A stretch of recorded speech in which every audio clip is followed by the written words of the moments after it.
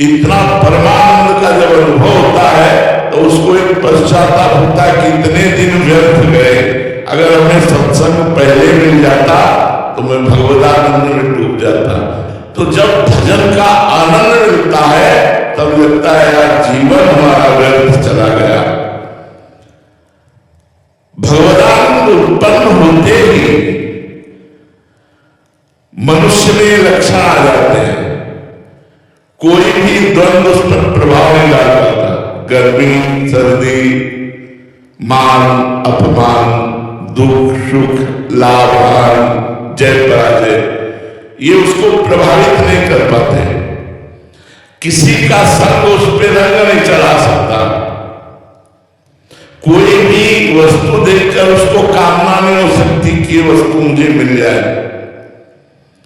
सुख दुख में समान भाव, और कितना भी कोई उसे सताए वो क्षमा ही करेगा। कभी उसकी निंदा, चुगली या उसको किसी तरह दंड देने की भावना, ये लक्षण है जब भगवदानंद प्रकट होता है।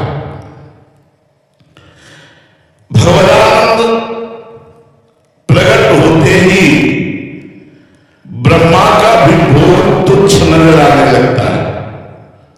पद है, जैसे यहां मुख्यमंत्री पद, फिर प्रधानमंत्री पद, फिर राष्ट्रपति पद, फिर पूरे विश्व का, त्रिभुवन का सर्वश्रेष्ठ पद इंद्र पद, फिर उसके ऊपर प्रजापति पद, प्रजापतियों के भी ऊपर पद परमेष्ठी पद, जिसे ब्रह्मा का पद कहते हैं। जब भगवदानंद मिलता है तो ब्रह्मादि के भोग सब विषम लागत ताहि, नारायण ब्रजचंद की लगन लगी है। जब भगवान का आनंद मिलता है तो ब्रह्मा के भी भोग तुच्छ नजर आने लगते हैं। जब तक हम विषयों के मोह में पड़े तो भगवदानंद की अनुभूति, भगवदानंद जब प्रकट होगा सब आनंद फीके हो जाएंगे, सब पद फीके हो जाएंगे, और ये जन्म मरण का चक्र छूट जाएगा। ये दुख, ये चिंता, ये शोक, ये भय, ये अभाव, ये कामना, ये विषाद, ये सब नष्ट हो जाएंगे। भगवदानंद सत्य है, संसार के भोग असत्य है। सत्य को पाने के लिए एक बार कमर कस लो, जीवन सफल हो जाएगा। भोगों के पाने के लिए तो अनंत जन्म हमने लगा दिए, हाथ कुछ नहीं लगा। इस जन्म में भी मरोगे तो हाथ कुछ नहीं लगेगा। ऐसे ही जाता है, कोई कुछ लेके नहीं जाता, अपने अपने कर्म लेके जाता है। पाप कर्म या पुण्य कर्म या भजन। विषय रूपी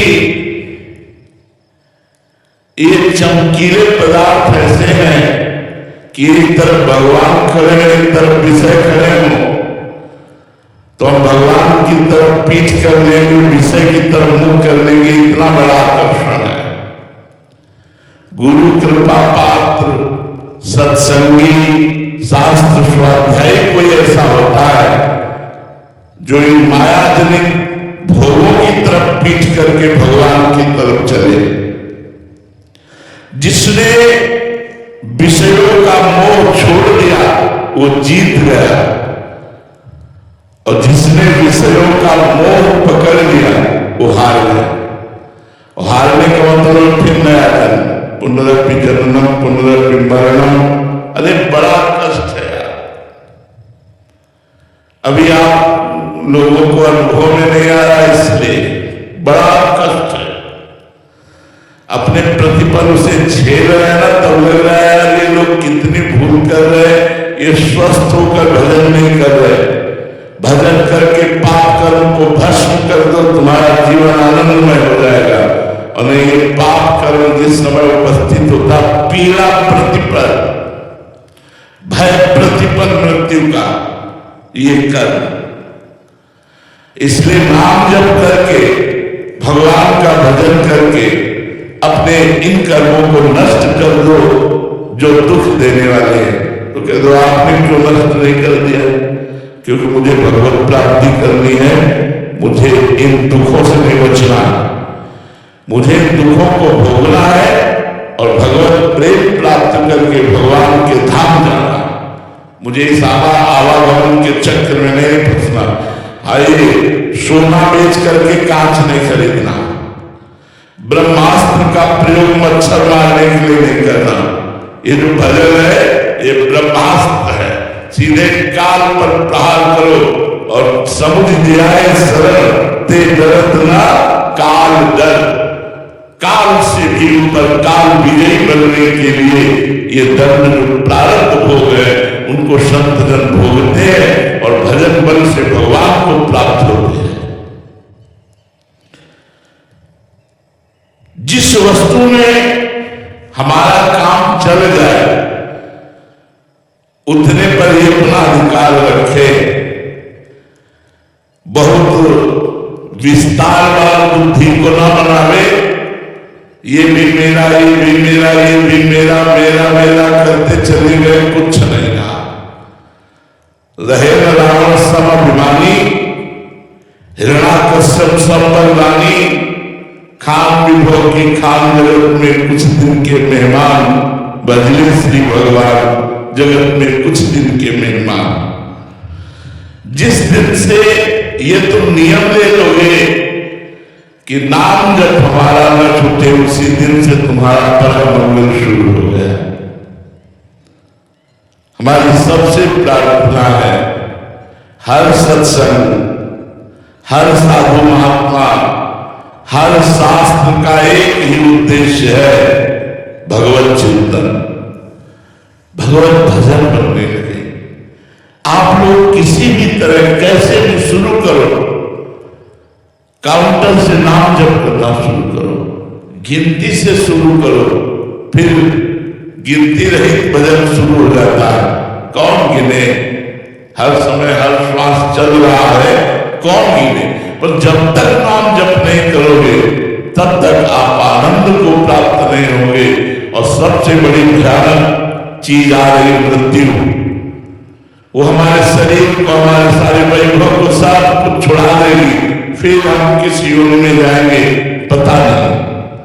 इसलिए यद करोषि यदस्नासि यज्जुहोषि ददासि यद तपस्यसि कौन्तेय तत्पुरुषमदर्पणम्। बहुत बढ़िया साधना बता रहे। यद करोषि माने जो कुछ भी करो,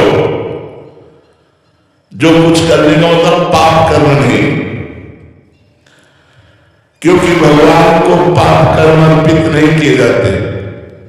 अगर भगवान को पाप कर्म अर्पित करोगे तो कई गुना बढ़ करके आपको मिलेगा, चाहे पाप कर्म चाहे पुण्य कर्म। एक बैंक के लॉकर में फटे जूते नहीं रखे जाते, सोना चांदी रखा जाता है।